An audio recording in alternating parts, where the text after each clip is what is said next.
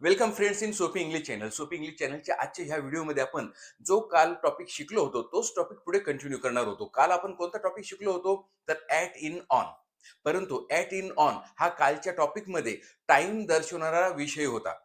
आज आपण हाच ॲट इन ऑन शिकणार आहोत, परंतु हाच ॲट इन ऑन प्लेस दर्शवणारा विषय असणार आहे. म्हणजेच काही वेळेस ॲट इन ऑन हे प्रेपोजिशन वेळ दर्शवतात, तर काही वेळेस ॲट इन ऑन हे प्रेपोजिशन प्लेस दर्शवतात. आता याच्यातला भेद कसा समजायचा? तर ॲट इन ऑनच्या पुढे वेळदर्शी शब्द जर आला तर समजून घ्यायचा प्रेपोजिशन ऑफ टाइम आहे, आणि ॲट इन ऑनच्या पुढे जर प्लेस दर्शवणारा शब्द आला तर समजून घ्यायचा प्रेपोजिशन ऑफ प्लेस आहे. कसं? जसं we started our class at 5 PM. तर आपण आपला क्लास 5 वाजता सुरू केला. आता बघा, ॲटच्या पुढे मी 5 PM म्हटलो, तर सांगा बरं, 5 PM काय दर्शवतो आहे? वेळ दर्शवतो आहे. म्हणून आता हा जो ॲट आहे तो प्रेपोजिशन ऑफ टाइम झाला. आणि जर मी असं म्हटलं तर there is somebody standing at the gate. Gate जवळ कोणीतरी उभं आहे. आता बघा, ॲट द गेट, ॲटच्या पुढे काय आलं? द गेट आलं. म्हणजे आपलं जे घर आहे त्या घराचा जो गेट आहे, हो की नाही? आणि त्या गेट जवळ कोणीतरी उभं आहे. म्हणजे आता गेटने प्लेस दर्शवलं, म्हणून आता हा जो ॲट आहे हा ॲट काय झाला? प्रेपोजिशन ऑफ प्लेस झाला. तर ह्या गोष्टी आपल्या लक्षात सहजतेने येतील. आता आपण कालच्या व्हिडिओमध्ये टाइमशी संबंधित असलेले ॲट इन ऑन विस्तारित स्वरूपात सगळी माहिती सांगितली. आज आपण प्लेसशी संबंधित ॲट इन ऑन येतो आणि त्यांचा विस्तारित आपण अभ्यास बघूया. परंतु तत्पूर्वी तुम्ही जर चॅनलवर नवीन आला असाल तर चॅनलला सबस्क्राईब करा, आणि हो, व्हिडिओ आवडला तर नक्कीच लाईक करा आणि शेअर सुद्धा करा. तर चला सुरुवात करूया. At in on. आता ॲटला आपण काय करूया? जागेशी संबंधित थोडीशी छोटीशी जागा देऊया. ॲट कोणासाठी वापरायचा? निश्चित अशी जागा, लोकेशन दाखवण्यासाठी. छोटीशी जागा, कोणतीही छोटीशी जागा आणि निश्चित अशी जागा दाखवण्यासाठी ॲटचा उपयोग करायचा. आणि इनचा उपयोग केव्हा करायचा? मोठी जागा. परंतु तो जो इन केव्हा वापरणार आपण? जेव्हा ती व्यक्ती किंवा ती वस्तू त्या जागेने वेढलेली असेल. म्हणजे कोणतीही व्यक्ती आहे, ती व्यक्ती जिथे कुठे आहे, ती जी जागा आहे त्या जागेने त्या व्यक्तीला वेढलेलं असेल, किंवा ती जी वस्तू आहे ती वस्तू जिथे कुठे आहे त्या जागेने त्या वस्तूला वेढलेली, म्हणजे चारही बाजूने वेढलेली असेल. जसं मी जर असं म्हटलं तर there is a chair in the room. There is a chair in the room. आता बघा, खोलीत एक खुर्ची आहे. आता ही जी खुर्ची आहे ती कुठे आहे? खोलीत आहे. आणि खोली कशी आहे बघा बरं? त्या खुर्चीच्या अवतीभोवती चारी भिंतींनी वेढलेली आहे. म्हणजे त्या खुर्चीला त्या खोलीच्या चारी भिंतींनी वेढलेलं आहे. Children are playing in the garden. आता बघा, मी इथे इन वापरला. Children are playing in the garden. In वापरला. काय कारण आहे? तर गार्डनचा जो परिसर आहे त्या परिसराला, आता काही गार्डन्सला वॉल सुद्धा असतात, किंवा नैसर्गिक अशा प्रकारची काहीतरी भूरचना असेल की ज्याच्यामुळे ते वेढलेले असतील. आणि जर कृत्रिम गार्डन असेल तर चार भिंतीन ते वेढलेलेच असेल. म्हणजे त्याच्या अवतीभोवती काय असेल? भिंत किंवा वॉल कंपाऊंड वगैरे असणारच आहे. तर अशा वेळेस आपण इन वापरलं. काय कारण आहे इन वापरण्याचं?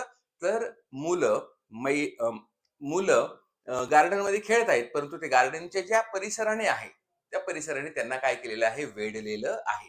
म्हणजे कोणतीही छोटी किंवा मोठी वस्तू असो, ती त्या परिसराच्या अवतीभोवती वेढलेली असली पाहिजे, तेव्हा आपण इन वापरायचं. म्हणजे मी जर असं म्हटलं तर what is in your mouth?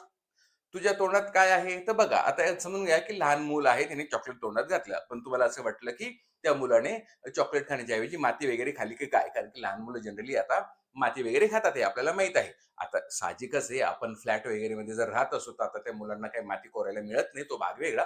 परंतु पूर्वी जनरली मुलं माती खात होते. तर मग आता आपण त्याला विचारतो, what is in your mouth? काय आहे तुझ्या तोंडात? दाखव, शो मी.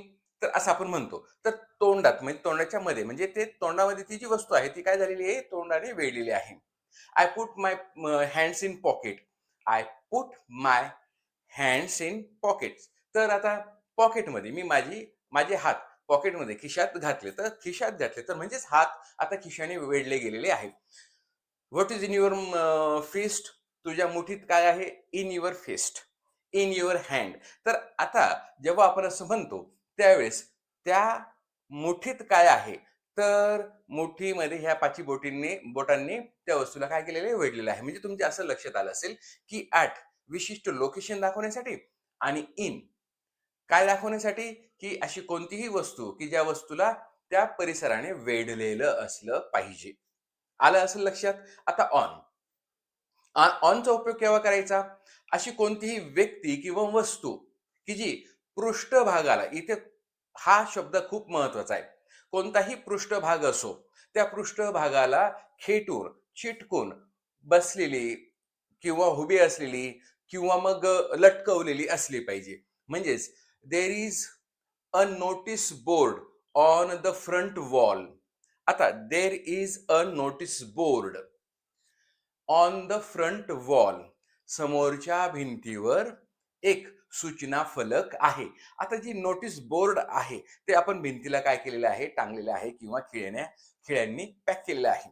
हो की नाही? There is a picture on the wall. तर भिंतीवर एक चित्र आहे, म्हणजे एक फ्रेम आहे. There is a picture frame on the wall. तर आता बघा, म्हणजे वस्तू वस्तू असो किंवा व्यक्ती असो. I sat on the ground. I sat on the ground. आता ऑन वापरलं मी. काय कारण आहे? मी बसलो आहे आणि जमिनीवर बसलोय. I sat on the floor. I sat on the grass. मी गवतावर बसलो. तर म्हणजे मी जे बसलो आहे, तर त्या गवताशी माझा सरळ-सरळ संपर्क येतो आहे, स्पर्श होतो आहे. हो की नाही? म्हणजे सांगायचं तात्पर्य असं, की ऑन आपण अशा जागेसाठी वापरतो, की जिथे आपला सरळ-सरळ स्पर्श होतो. त्यासाठी. हो की नाही? Some books are kept on the table. आता बघा, some books are kept on the table. आता ऑन द टेबल ते जे पुस्तक आहे ते टेबलावर ठेवलेले आहे. टेबलावर म्हणजे पुस्तक आणि टेबल यांचा सरळ सरळ संपर्क दिसतो. त्यांच्या पृष्ठभागाशी सरळ संपर्क दिसतो. तर अशा वेळेस तुम्हाला ऑनचा वापर करायचा असतो. तर तुमच्या लक्षात आलं असेल की ॲट निश्चित पॉइंट, लोकेशन दाखवण्यासाठी आणि इन अशी कोणतीही व्यक्ती किंवा वस्तू की जी तिच्या अवतीभोवती काय झालेली आहे? सराउंडेड झालेली आहे. म्हणजे एखाद्या व्यक्ती किंवा वस्तूच्या अवतीभोवती त्या परिसराने जर सराउंड केलं असेल, वेढलेलं असेल, तिच्या आत ती जर त्या 4 भिंतीच्या आत जर असेल, तर त्या गोष्टीसाठी आपण इन वापरायचा. आणि ऑन केव्हा वापरायचा? जर ती वस्तू कोणत्याही पृष्ठभागाशी सरळ संपर्कात येत असेल, तेव्हा ऑन वापरायचं. हे तुमच्या लक्षात आलं असेल. आता मी तुम्हाला एक वाक्य देतो. बघा. We live in Nashik. We live in Nashik. आता मी इन म्हटलोय, बारकाईने लक्ष द्या. We stopped at Nashik on our journey. आता इथे बघा, पुन्हा एकदा बघा. We live in Nashik. आम्ही नाशिकमध्ये राहतो. We stopped at Nashik on our journey. आता तुम्ही गोंधळात पडला असेल, की असं कसं झालं? आता तर तुम्ही सांगत होते, की इन वापरला पाहिजे. साहजिकच नाशिक हा एक मोठा एरिया आहे. त्या एरियामध्ये आपण आहोत आणि त्या एरियाने आपल्याला वेढलेलं आहे. म्हणजे आपण इन वापरला पाहिजे. In a small village, in a big city, in an area. आपण इन तिथे सर्वीकडे वापरणार. परंतु इथे ॲट नाशिक का वापरलं? तर हे बारकाईने बघा. आता इथे आपल्याला बारकाईने बघण्याची गरज आहे. जेव्हा आपण म्हणतो की वी लिव्ह इन नाशिक, तर आम्ही नाशिकमध्ये राहतो. तर आम्ही नाशिक या परिसराने वेढलेलो आहोत. आम्ही तिथे राहतो. परंतु we are on our journey. We are on our journey. आम्ही आमच्या प्रवासाला आहोत. आम्ही आमच्या प्रवासाला आहोत. म्हणजे आम्ही समजून घ्या की मुंबईवरून निघालो. हो की नाही? आणि आम्हाला जायचं आहे इकडे नागपूरला. हो की नाही? आता मुंबईवरून नागपूरकडे जात असताना मध्ये नाशिक, मनमाड, नांदगाव, चाळीसगाव वगैरे असे काही काय येतात? स्टेशन येतात. परंतु आता मी काय म्हटलो? We stopped at Nashik. तुम्ही थोडंसं फॉर अ व्हाईल वगैरे सुद्धा शब्द टाकून घेऊ शकतात. We stopped at Nashik for a while on our journey. तर आमच्या प्रवासादरम्यान आम्ही नाशिकला थोडा वेळ थांबलो. तर इथे आपण नाशिक हे जे शहर आहे, या शहराला केवळ पॉइंट म्हणून गृहीत धरलं. म्हणजे मुंबईवरून निघालो, मुंबई, इगतपुरी, हो की नाही, घोटी, ठाणे जे काही असतील, हे जे आहे ते करत करत करत नाशिकला आलो, नाशिकला थांबलो. आलं लक्षात? म्हणजे नाशिक हा फक्त आता शहर म्हणून उल्लेखित नाही आहे. तर नाशिक हे एक स्टेशन, हा एक पॉइंट म्हणून उल्लेखित झाला. यापेक्षा दुसरं काहीही झालेलं नाही. We live in Nashik. आम्ही नाशिकमध्ये राहतो, तर संपूर्ण शहर आणि संपूर्ण शहराचा परिसर हा संपूर्ण वेढलेला भाग गृहीत धरला जातो. परंतु we stopped at Nashik while our journey to Nagpur. आमच्या नागपूरच्या जर्नीकडे जात असताना आम्ही नाशिकला थांबलो. तर आता इथे नाशिक पूर्ण शहर गृहीत न धरता एक फक्त पॉइंट, एक लोकेशन म्हणून गृहीत धरलं गेलं आणि म्हणून अशा वेळेस आपल्याला ॲट वापरायचा असतो. तर लक्षात आलं असेल तुम्हाला की इन आणि ॲट कशा प्रकारे वापरलं जातं. Who is there at the gate? Who is there at the gate? किंवा who is there at the door? किंवा who is there at the window? आता बघा, मी ह्या सगळ्या गोष्टी ह्या सगळ्या वाक्यांमध्ये मी ॲट वापरला. तर at the door, at the gate, at the window हा आपल्या घराचा एक विशिष्ट पॉइंट आहे आणि त्या विशिष्ट पॉइंटच्या बाबतीत मी उल्लेख करत आहे म्हणून इथे मी ॲट वापरला. हो की नाही? I will wait for you at railway station. At railway station. तर मी रेल्वे स्टेशनवर तुझी वाट बघेल. आता इथे बघा, रेल्वे स्टेशन आपल्या शहराचा एक पॉइंट, हो की नाही? संपूर्ण शहर आणि शहराचा एक पॉइंट म्हणून मी ॲट रेल्वे स्टेशन म्हटलो. इन रेल्वे स्टेशन म्हटलो नाही. हे बारकाईने लक्षात घ्या. म्हणजे मी तुला इकडे-तिकडे दुसऱ्या-तिसरीकडे कुठेही न दिसता कुठे भेटेल किंवा मी तुझी कुठे वाट बघेल? At railway station. I will wait for you at railway station. तर याचा अर्थ काय की रेल्वे स्टेशनवर मी तुझी वाट बघेल. तू तिथे येऊन मला भेट. काही काम असेल तर आपण तिथे चर्चा करू. हो की नाही? किंवा मग तुम्ही कोणतंही असं स्थळ संपूर्ण शहराचा एक कोणताही पॉइंट, त्या पॉइंटचा उल्लेख करत असताना तुम्हाला ॲट वापरायचा आहे. Write your full name at the top of the page. आता इथे बघा, write your full name at the top of the page. आता at the top of the page किंवा at the right side of the page किंवा at the left side of the page असं जेव्हा मी म्हणतो आहे, तर याचा अर्थ काय की पानावर कुठेही तुझं नाव नको लिहू. तर कुठे लिही? ॲट द टॉप ऑफ किंवा ॲट द टॉप म्हणजे पानाच्या वरती किंवा make your sign at the end of the letter. At the end of the letter म्हणजे जे लेटर तू लिहिलं आहे त्या लेटरच्या शेवटी तुझं काय कर? साइन कर. म्हणजे आपण संपूर्ण कागदाच्या एकतर ॲट द बॉटम म्हणतो आहोत किंवा ॲट द टॉप म्हणतो आहोत किंवा म्हणजेच काय की संपूर्ण पानाचा एक कोणता तरी कोपरा आपण विचारात घेत आहोत म्हणून तिथे आपण ॲटचा वापर करत आहोत. मग तर ऑन म्हणावं लागेल. Write your name on the page. कागदावर तुझं नाव लिह. तर कागदावर तुझं नाव लिह म्हणजे कुठेतरी लिह. बस. इन तर वापरता येणारच नाही, परंतु ऑन येऊ शकतो.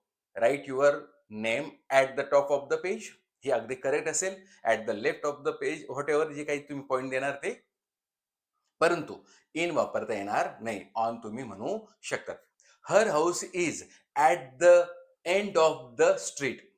हर house is at the end of the street. आता बघा, तिचं घर रस्त्याच्या अगदी शेवटाला आहे. म्हणजे तुम्ही एखाद्या एरियात गेलात आणि तुम्ही कोणाचा तरी पत्ता विचारतायत आणि जर समोरची व्यक्ती सांगते की ह्या रस्त्याने सरळ जा आणि या रस्त्याच्या सरळ गेल्यानंतर शेवटी जे कोणाचं घर असेल ते तिचंच असेल म्हणजे at the end of the street म्हणजे रस्त्याच्या अगदी शेवटी किंवा शेवटच्या टोकाला तिचं घर आहे. तर असं संपूर्ण रस्त्याचा एक शेवटचा टोक, एक विशिष्ट टोक त्याबद्दल त्याने सांगितलं. या अर्थाने आपण ॲटचा वापर करतो. You will see all the details of the program on page 7 of the newspaper. तर त्या कार्यक्रमाच्या रूपरेषेबद्दल संपूर्ण माहिती तुला वर्तमानपत्राच्या पान नंबर 7 वर दिसेल. आता बघा इथे आपण ऑन वापरला. काय कारण आहे की जे डिटेल्स लिहिलेले आहेत ते डिटेल्स सरळ सरळ पानावर संपर्कात येताना दिसत आहेत. तर पानावर तुम्हाला तिथे दिसतील. तर लक्षात आलं असेल की तुम्हाला ॲट, इन, ऑन कशा प्रकारे वापरायचं आहे. आता बघूया. मी जर असं म्हटलं, there is someone at the door आणि there is name plate on the door. आता बघा मी द डोअर दोघं ठिकाणी द डोअर वापरलं. परंतु ॲट द डोअर आणि on the door. There is someone standing at the door म्हटल्यानंतर दरवाजापाशी कोणीतरी उभं आहे.